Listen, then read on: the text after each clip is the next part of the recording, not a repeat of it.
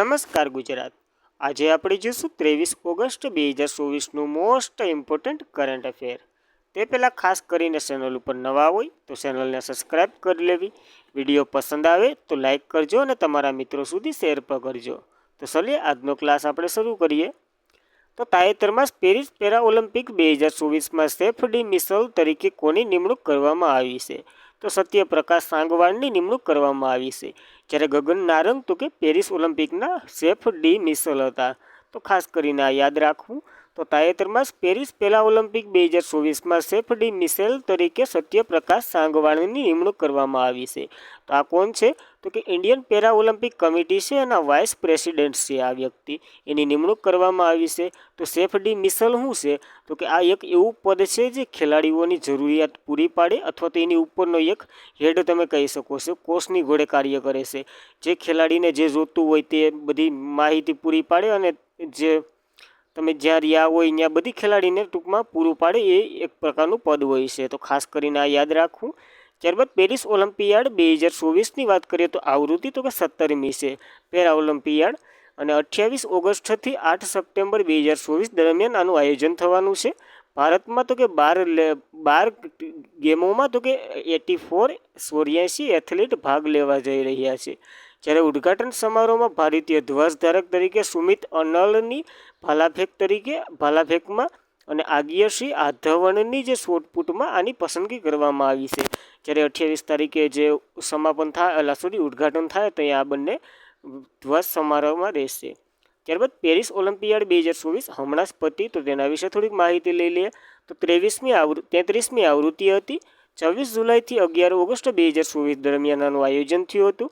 Mascot તો કે Olympiad fees હતો, અને જે ફ્રાન્સની પરંપરાગત ટોપી છે। ભારતીય મશાલ ધારક તરીકે અભિનવ બિંદ્રા હતા। અદાણી ગ્રુપ દ્વારા પ્રાયોજિત ભારતની ટીમનું સ્પોન્સર હતું। જ્યારે ઉદ્ઘાટન સમારોહમાં ધ્વજધારક તરીકે શરદ કમળ જે ટેબલ ટેનિસના, પીયુ સિંધી જે બેડમિન્ટનના, અને સમાપન સમારોહમાં ધ્વજધારક મનુ ભાકર શૂટરના, અને PR શ્રીજેશ જે હોકીના ખેલાડી છે, અન્ય હમણાં જ નિવૃત્તિ લીધી, તો ખાસ યાદ રાખવું। અને સેફ ડી મિશેલ ગગન નારંગ બન્યા હતા।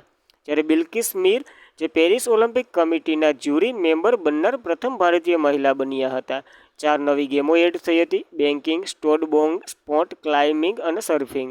જ્યારે 2028નો સમર ઓલિમ્પિક તો કે લોસ એન્જલ્સ ખાતે થવાનો છે, અને વિન્ટર ઓલિમ્પિક 2030નો તો કે ફ્રાન્સ ખાતે, અને 2034નો US ખાતે આ ઓલિમ્પિયાડ થવાના છે।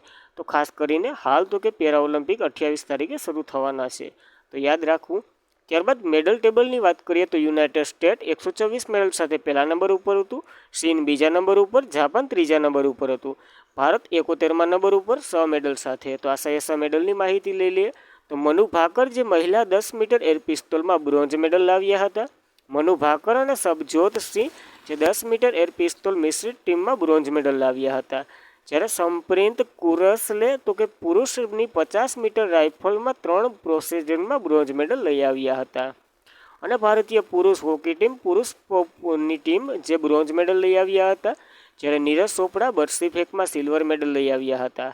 અમન સહેરાવત જે પુરુષની ફ્રી સ્ટાઇલ 57 કિલો કુસ્તીમાં તો કે બ્રોન્ઝ મેડલ લઈ આવ્યા હતા। તો ખાસ કરીને આ 6 એમાં તો કે બધાય બ્રોન્ઝ છે, એક સિલ્વર સિવાય, અને સિલ્વર તો કે નીરજ ચોપડા લઈ આવ્યા છે, ખાસ યાદ રાખવું। ત્યારબાદ તાજેતરમાં પ્રોમ્પ્ટ, ડિસ્ક્રિપ્સ અને જલ વિદ્યુત DPR નામના 3 ઓનલાઈન પ્લેટફોર્મ કોણે લોન્ચ કર્યા છે? તો મનોહરલાલ ખટ્ટર દ્વારા લોન્ચ કરવામાં આવ્યા છે। તો તાજેતરમાં પ્રોમ્પ્ટ, ડિસ્ક્રિપ્સ અને જલ વિદ્યુત DPR નામના 3 ઓનલાઈન પ્લેટફોર્મ લોન્ચ કર્યા છે, જે તો કે મનોહરલાલ ખટ્ટર દ્વારા લોન્ચ કરવામાં આવ્યા છે। આ તો કે આપણા આવાસ અને ઉર્જા મંત્રાલય સાથે સંકળાયેલા છે, અને દેશના પાવર સેફ્ટી કાર્યક્રમ અને પારદર્શકતા અસરકારકને પ્રોત્સાહન આપવા માટે 3 નવા ઓનલાઈન પ્લેટફોર્મો લોન્ચ કર્યા છે। પ્રોમેટિવ, ડિસ્ક્રિપ્સ, જલ વિદ્યુત DPR લોન્ચ કરવામાં આવ્યા છે। કેન્દ્રીય ઉર્જા મંત્રી મનોહરલાલ ખટ્ટરનું લક્ષ્ય તો કે આ પોર્ટલ કોણે વિકસાવ્યા છે? તો કે સેન્ટ્રલ ઇલેક્ટ્રિસિટી ઓથોરિટી દ્વારા આ પોર્ટલ વિકસાવવામાં આવ્યા છે। જ્યારે પોપ્સ પોર્ટલની વાત કરીએ તો પ્રોજેક્ટ થર્મલ ઓનલાઈન મોનિટરિંગ માટેનું પોર્ટલ છે, જે ભારતના નિર્માણધાર થર્મલ પાવર પ્રોજેક્ટમાં રિયલ ટાઈમ પૃથ્વીકરણ અને ટ્રેકિંગ માટે ઓનલાઈન સુવિધા પૂરી પાડશે। આ થર્મલ પાવર પ્લાન્ટ નિર્માણ વિલંબનું કારણ તેમાં મુદ્દા તાત્કાલિક ઓળખ અને નિરાકરણને સક્ષમ તેવી અપેક્ષા કરવામાં આવી છે. તો આ પોપ્સ મિશનને ખાસ યાદ રાખવું. અને પાવર સેક્રેટરી જે ડીપ્સ પોર્ટલ માટે ડિઝાસ્ટર રિસર્ચ ઇન્વેસ્ટિગેશન એનું ફૂલ ફોર્મ થાય છે, જે ચક્રવાકો, ભૂસ્ખલન, પૂર વગેરે જેવી કુદરતી આફતોને કારણે જે દેશમાં વીજ વિક્ષેપો અથવા તો ઝડપથી ઉકેલવા માટે પાવર શ્રેષ્ઠ માટે disaster real infrastructure online portal પર બતાવશે. એટલે કે ક્યાં ફોડ છે એ ઓનલાઈન પોર્ટલ ઉપર બતાવશે આ પોર્ટલ દ્વારા. જ્યારે જલ વિદ્યુત ડીપીઆર તો કે monetary of survey and investing authority of hydrogen અને સ્પેસ સ્ટોન પ્રોજેક્ટ જે દેશની વિવિધ ભાગોમાં નરમાણીય હાઇડ્રોક્સિલેટ પંપ સ્ટોર પ્રોજેક્ટનું સ્થિતિ પ્રદાન કરશે. તો ખાસ કરીને આ ત્રણેય પ્રોજેક્ટ તો કે મનોહરલાલ ખટ્ટરે લોન્ચ કર્યા છે અને સેન્ટ્રલ ઇલેક્ટ્રિસિટી ઓથોરિટી એને બનાવ્યા છે. તો તેની વાત કરીએ, 1951માં તેમની રચના થઈ હતી. હેડક્વાર્ટર તો કે નવી દિલ્હી ખાતે અને અધ્યક્ષ તો કે ઘનશ્યામ પ્રસાદ છે. ખાસ નોંધ લેવી. ત્યારબાદ તાજેતરમાં ત્રીજો ભારતીય જાપાન 2+2 મંત્રી સ્તરીય સંવાદ ક્યાં યોજાઈ છે? તો આનું આયોજન તો કે નવી દિલ્હી ખાતે હમણાં સમાપ્ત થયું. તો તાજેતરમાં ત્રીજો ભારતીય જાપાન 2+2 મંત્રી સ્તર સંવાદ નવી દિલ્હી ખાતે યોજાયો છે. હવે આ 2+2 શું છે? તો કે આપણા વિદેશ મંત્રી અથવા તો રક્ષા મંત્રી ગમે એ બે મંત્રી ભાગ લે છે. 2 જાપાનના મંત્રી અને 2 ભારતના મંત્રી. તો ખાસ યાદ રાખવું. જ્યારે 20 ઓગસ્ટ 2024ના રોજ નવી દિલ્હી ખાતે સંરક્ષણ અને વિદેશ બાબતોના મંત્રીઓએ ત્રીજી ભારતીય જાપાન 2+2 મંત્રી સ્તરીય સંવાદ યોજી હતી. અને પ્રથમ ભારતીય જાપાન 2+2 મંત્રી સંવાદ નવેમ્બર 2019ના રોજ નવી દિલ્હી ખાતે એ પણ યોજાઈ હતી. જ્યારે બીજી ભારતીય જાપાન 2+2 મંત્રી સ્તરીય સંવાદ તો કે સપ્ટેમ્બર 2022માં જાપાનના ટોક્યોમાં યોજાઈ હતી. તો 2 ભારતમાં યોજાઈ છે, 1 જાપાનમાં ટોક્યોમાં યોજાઈ છે. જ્યારે ભારતના વિદેશ મંત્રી ડૉક્ટર એસ જયશંકર અને સંરક્ષણ મંત્રી રાજનાથસિંહ એ જાપાનના સંરક્ષણ મંત્રી કિહાન મિનોર અને વિદેશ મંત્રી સુશીત યોકા કામિવાએ ભાગ લીધો હતો આમાં. જ્યારે યુનાઇટેડ સ્ટેટ પહેલા દેશ હતો જેની સાથે આપણે 2+2 સંવાદની શરૂઆત કરી હતી. ત્યારબાદ ઘણા દેશો વચ્ચે આ યોજીએ છે, જેમ કે ભારતીય United state, Russia, Japan, Australia, Brazil સાથે આપણે 2+2 વાટાઘાટો કરીએ છીએ. બાકીના સાથે તેમને મંત્રી સ્તરની મંત્રાલયનું આયોજન કરવામાં આવે છે. તો ખાસ કરીને આ નોંધ લેવી. ત્યારબાદ તાજેતરમાં જ કર્મચારી રાજ્ય વીમા નિગમના ડીજી કોને બનાવવામાં આવ્યા છે? તો અશોક કુમારને બનાવવામાં આવ્યા છે. તો તાજેતરમાં જ કર્મચારી રાજ્ય વીમા નિગમના ડીજી તરીકે અશોક એટલે કે ડાયરેક્ટર જનરલ તરીકે અશોક કુમાર સિંહને બનાવવામાં આવ્યા છે. જે તો કે વરિષ્ઠ અધિકારી અશોક કુમાર સિંહ 19 ઓગસ્ટ 2000 રોજ કર્મચારી રાજ્ય વીમા નિગમના મહાનિર્દેશકનો સાદ સંભાળશે. અને ESIA એટલે કે સરકારી કર્મચારી રાજ્ય વીમા નિગમની વાત કરીએ તો તે ભારત સરકારની શ્રમ અને રોજગાર મંત્રાલય હેઠળ આવે છે. અને તેનું મુખ્યાલય તો કે નવી દિલ્હી ખાતે આવેલું છે. તો એક નવી નિયુક્તિ થઈ છે અશોક કુમાર સિંહની, તો ખાસ યાદ રાખવું. ત્યારબાદ હમણાં જ નવા સચિવો બનાવ્યા હતા મંત્રાલયોમાં, તો એ એક વખત જોઈ લઈએ. તો રાષ્ટ્રપતિના સચિવ દીપ્તિ ઉમાશંકર, સંરક્ષણ સચિવ રાજેન્દ્ર કુમાર સિંહ, પુણ્ય રસીલા શ્રીવાસ્તવ તો કે સચિવ આરોગ્ય અને પરિવાર કલ્યાણ મંત્રાલયના. જ્યારે સચિવ કોઓપરેટર બાબતના મંત્રાલયના તો કે દીપ્તિ ગોર મૂર્ખજી. અને સચિવ આવાસ અને શહેરી બાબતોના મંત્રાલયના તો કટિકિલા શ્રીવાસ્તવની. જ્યારે સચિવ લઘુમતી બાબતોના મંત્રીના તો કે ચંદ્રશેખર કુમાર. જ્યારે કેબિનેટ સચિવ ટીવી સોમનાથ, ગૃહ સચિવ ગોવિંદ મોહન, વિદેશી સચિવ વિક્રમ મિસ્ત્રી. જ્યારે સ્ટીલ સેક્રેટરી સચિવ તો કે પોંડિલ બન્યા હતા. તો ખાસ કરીને હમણાં જ નવા સચિવોની નિમણૂકથી તો યાદ રાખવા. ત્યારબાદ તાજેતરમાં જ 19મી CII ઇન્ડિયા આફ્રિકા બિઝનેસ કોન્ફરન્સનું આયોજન કોણે કર્યું છે અથવા તો આનું ઉદ્ઘાટન તો કે ઉપરાષ્ટ્રપતિ દ્વારા કરવામાં આવ્યું છે. હાલના ઉપરાષ્ટ્રપતિ જયદીપ ધનખડ છે. કેટલામાં નંબરના છે એ તમારે કોમેન્ટ કરવાનું છે. તો તાજેતરમાં જ 19મી CII ઇન્ડિયા આફ્રિકા બિઝનેસ કોન્ફરન્સનું ઉદ્ઘાટન તો કે જયદીપ ધનખડે કર્યું છે. આ તો કે 19મી છે ભારત અને આફ્રિકા બિઝનેસ કોન્વેલેટન્સ છે, જેનું આયોજન તો કે નવી દિલ્હી ખાતે થઈ રહ્યું છે. જે 20થી 22 ઓગસ્ટ 2024 દરમિયાન આનું આયોજન થશે. થઈ ગયું, આમ તો પૂરું થઈ ગયું કહેવાય. અને પ્રથમ આવૃત્તિનું ઉદ્ઘાટન તો કે 2005માં થયું હતું. ઉપપ્રમુખ જયદીપ ધનખડે આનું આયોજન કર્યું હતું આ 19મીનું. જ્યારે પશ્ચિમના મુખ્ય ઉદ્દેશ તો કે આ પરિષદની મુખ્ય ઉદ્દેશ તો કે ભારત અને આફ્રિકા વચ્ચે વેપાર અને રોકાણ વધારવા માટેની આ એક કોન્ફરન્સ છે, તો યાદ રાખવું. ત્યારબાદ આની થીમ તો કે ભવિષ્યનું નિર્માણ કરવું, અને આયોજકો વિદેશ મંત્રાલય, કેન્દ્રીય વાણિજ્ય અને ઉદ્યોગ મંત્રાલય, જે ભારતીય ઉદ્યોગ સંઘ વગેરે દ્વારા આનું આયોજન કરવામાં આવ્યું હતું. જ્યારે ભારતીય આફ્રિકાનું સૌથી મોટું વેપારી ભાગીદાર છે, જ્યારે એયુ એટલે કે યુનાઇટેડ યુરોપ આફ્રિકાનું સૌથી મોટું વેપારી ભાગીદાર છે. તો ખાસ કરીને સૌથી મોટું વેપારી ભાગીદાર અને આફ્રિકાનું સૌથી મોટું વેપારી ભાગીદાર બંને યાદ રાખવા. જ્યારે ભારતીય ઉદ્યોગ સંઘની વાત કરીએ, જેમની રચના તો કે 1895માં થઈ હતી. મુખ્ય મથક નવી દિલ્હી ખાતે, અને એના પ્રમુખ તો કે સંજીવ પુરી છે. તો ખાસ યાદ રાખવી આ બાબતો. ત્યારબાદ 2024ના તમામ સંમેલનો જેનું આયોજન થયું છે તે જોઈ લઈએ. તો કે એઆઈ સુરક્ષા પર સાઉથ કોરિયાના સિયોલ પર બીજી કોન્ફરન્સ યોજાઈ હતી. પ્રશ્ન, પહેલી કોન્ફરન્સ ક્યાં યોજાઈ હતી? જ્યારે વર્લ્ડ ફ્યુચર એનજીસી સમિટ તો કે યુએઈમાં યોજાઈ હતી. વર્લ્ડ સસ્ટેનેબલ ડેવલપમેન્ટ સમિટ નવી દિલ્હી ખાતે. પ્રથમ ન્યુક્લિયર એનજીસી સમિટ બેસલેર ખાતે. નવમો રાયસીના ડાયલોગ નવી દિલ્હી ખાતે, જેમાં તો કે સીજીના ગ્રીસના પીએમ જે ક્રિયોન્સ્કોક મિસ્ટોકલ્યા આપણે ગસીપ ગ્રેસ હતા. જ્યારે પ્રથમ digital India future scheme summit તો કે ગુવાહાટીમાં. 7મી હિન્દ મહાસાગરીય પરિષદ પર્થ ઓસ્ટ્રેલિયામાં. વિષ્ણુ સરકાર કોન્ફરન્સ 2024 દુબઈ ખાતે. ભારતીય 2024માં 47મી આવૃત્તિ માટે યુનેસ્કો વર્લ્ડ હેરિટેજ સમિતિની અધ્યક્ષતા કરી રહ્યું છે. ગાંધીનગરમાં વેરુ મેન્યુન ગુજરાત ગ્લોબલ શો યોજાયો હતો. અને ફરીદાબાદમાં 9મો આંતરરાષ્ટ્રીય વિજ્ઞાન મહોત્સવ. નાસિકમાં 27મો રાષ્ટ્રીય વિજ્ઞાન મહોત્સવ. પ્રથમ ભારતીય સ્કીમ બોઇલર એક્સપો તો કે ગુવાહાટીમાં યોજાયો હતો. અને હમણાં જ કૃષિ અર્થશાસ્ત્રીઓની 32મી આંતરરાષ્ટ્રીય પરિષદ જે 2024માં નવી દિલ્હી ખાતે યોજાઈ રહી છે, જે ભારત બીજી વખત આની યજમાની કરી રહ્યું છે. તો ખાસ યાદ રાખવા સંમેલનો બધી જ.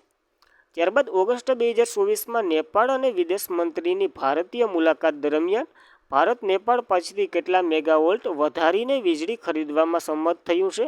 તો 251 મેગાવોલ્ટ વધારે લઈ જાય. તો ઓગસ્ટ 2024માં નેપાળના વિદેશ મંત્રી, જેનું નામ તો કે ડૉક્ટર આરજુ રાણા દેવ છે, જેની મુલાકાત દરમિયાન ભારત નેપાળ પાસેથી 251 મેગાવોલ્ટ માટે સહમત થયું છે કે એટલા આનાથી વધારે લઈ જાઉં. તો ટોટલ તો કે 941 મેગાવોલ્ટ થયા છે. હાલ તો કે આપણે નેપાળને દેશું, તો ખાસ યાદ રાખવું.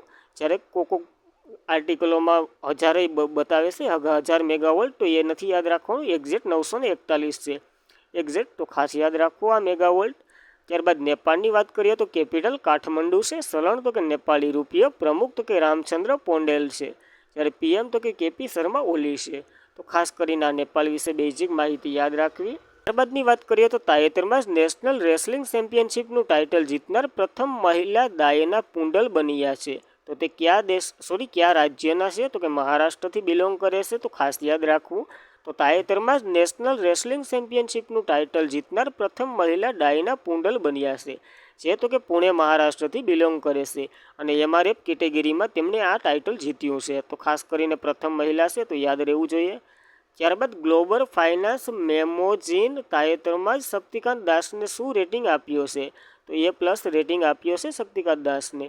તો ગ્લોબલ ફાઇનાન્સ મેગેઝિને તાજેતરમાં શક્તિકાંત દાસને A+ રેટિંગ આપ્યું છે.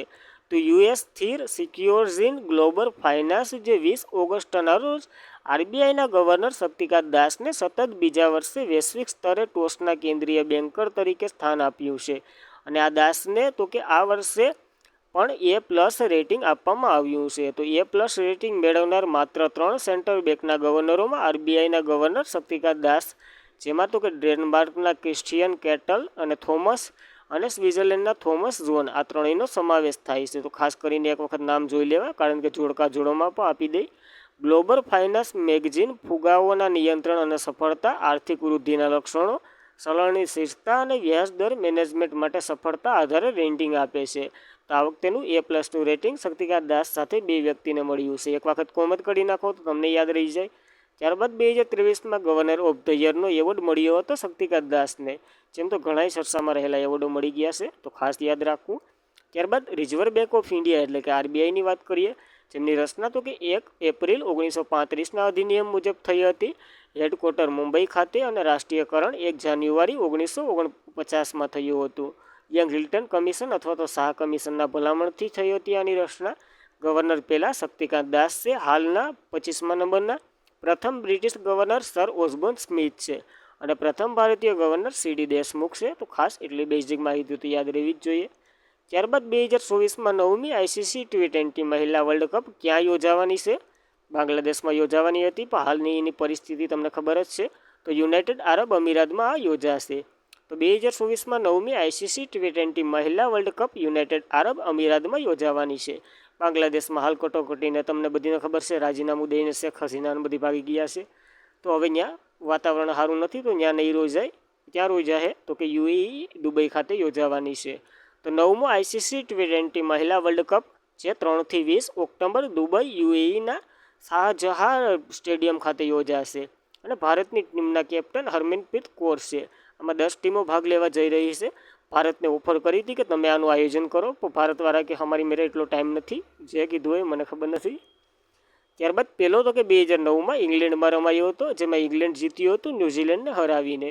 જ્યારે 8મો 2023માં સાઉથ આફ્રિકામાં યોજાયો હતો, ઓસ્ટ્રેલિયા જીત્યું હતું સાઉથ આફ્રિકાને હરાવીને. જ્યારે 9મો તો કે બાંગ્લાદેશ, નામ બંનેનું બતાવે પણ આપણે UAE યાદ રાખવાનું, એટલે કે યુનાઇટેડ આરબ અમીરાતમાં આનું આયોજન થઈ રહ્યું છે. જ્યારે 2026નો તો કે ઇંગ્લેન્ડ ખાતે આયોજન થવાનું છે, તો ખાસ કરીને નેક્સ્ટ પણ યાદ રાખવાની સાથે. ત્યારબાદ ક્રિકેટને લગતું 2024નું કરંટ અફેર જોઈ લઈએ તો કે 9મો મહિલા ICC કપ 2024 તો કે શ્રીલંકામાં યોજાયો હતો અને શ્રીલંકા જીત્યું હતું ભારતને હરાવીને.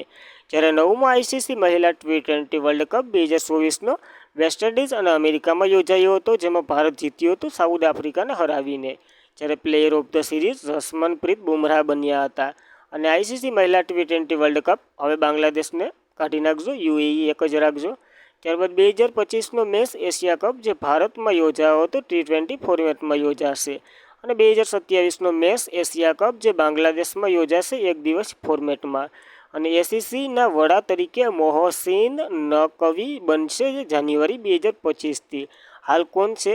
તો હાલ BCCIના અધ્યક્ષ કોણ છે? એ જ છે, એ તમારે નામ દેવાનું છે. ત્યારબાદ તાજેતરમાં ટોમિકો ઇટાકા જે વિશ્વના સૌથી વૃદ્ધ વ્યક્તિ બન્યા છે, તે કયા દેશના છે? તો જાપાનના છે. આપણને ખબર છે કે સ્પેનના જે 117 વર્ષની મારિયા, જેમનું હમણાં જ અવસાન થયું છે, તો એના પછી તો કે ગિનિસમાં આનું નામ હતું. તો તાજેતરમાં ટોમિકો ઇટાકા જે વિશ્વના સૌથી વૃદ્ધ વ્યક્તિ બન્યા છે, જે જાપાન દેશથી બિલોંગ કરે છે અને એના વર્ષ તો કે 116 વર્ષ છે. તો ખાસ આ માહિતી યાદ રાખવી. તો આજના માટે એટલું. ખાસ કરીને મિત્રો વિડીયો પસંદ આવે તો લાઇક કરો, તમારા મિત્રોને શેર કરો અને વધુમાં વધુ ચેનલને સબસ્ક્રાઈબ કરાવો. તમે સપોર્ટ નહીં કરો તો કોણ કરશે? જય હિન્દ, જય ભારત.